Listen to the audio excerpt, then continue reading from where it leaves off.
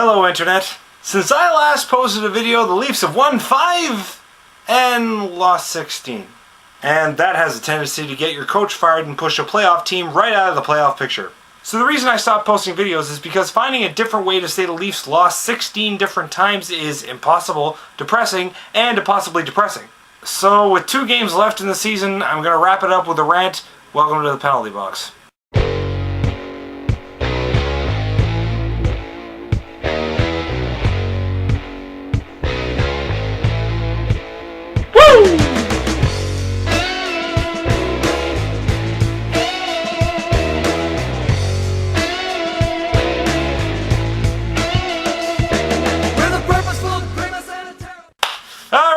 So, starting with the firing of Ron Wilson, it was the right move to make. He clearly lost the players, so I'm not going to spend any time on that.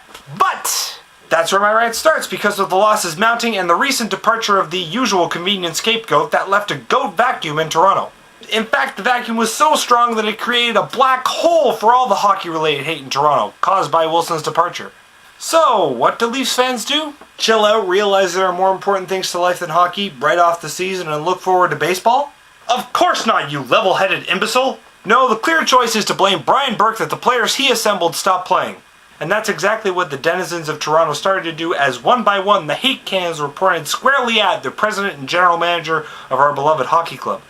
Now, if I happen to not be at home during or immediately after a Leafs game, I like to tune into AM 640 to listen to the radio broadcast of the game and Leafs Talk with Andy Frost. That's a radio call-in show where fans get to call in and say whatever they want about the Leafs, whether it be positive, negative, or completely insane. And as with any radio call-in show, this attracts a lot of homers. And one caller in particular got my attention as he started going off on Burke for the failure of the Leafs this season.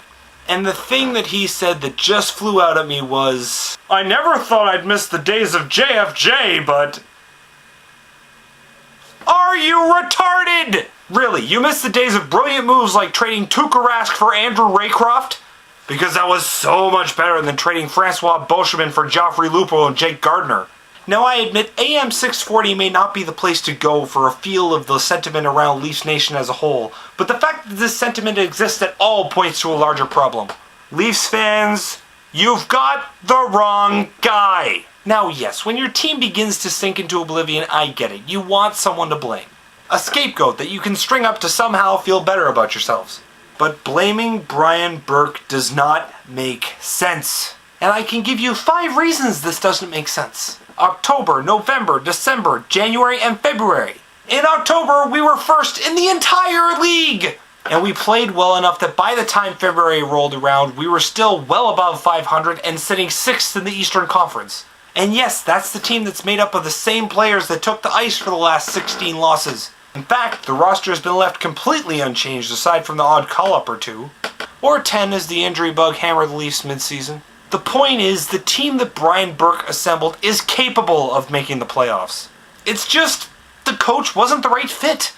He mismanaged the goalies, he mismanaged the players, and now we're reaping what he sowed. Now, there may be the odd fan out there saying, "What about Randy Carlyle? He kept losing his new Leaf coach." What about Randy Carlyle?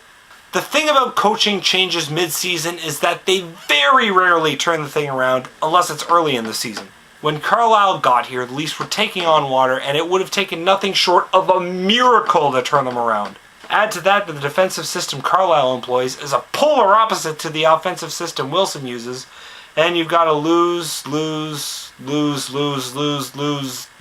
etc. situation. So yes, when Carlyle got here, Burke said hopefully he could turn it around and take a run at the playoffs, but even as Burke said it, I think he knew that hope was slim at best. In short, if you absolutely need a scapegoat, blame Wilson.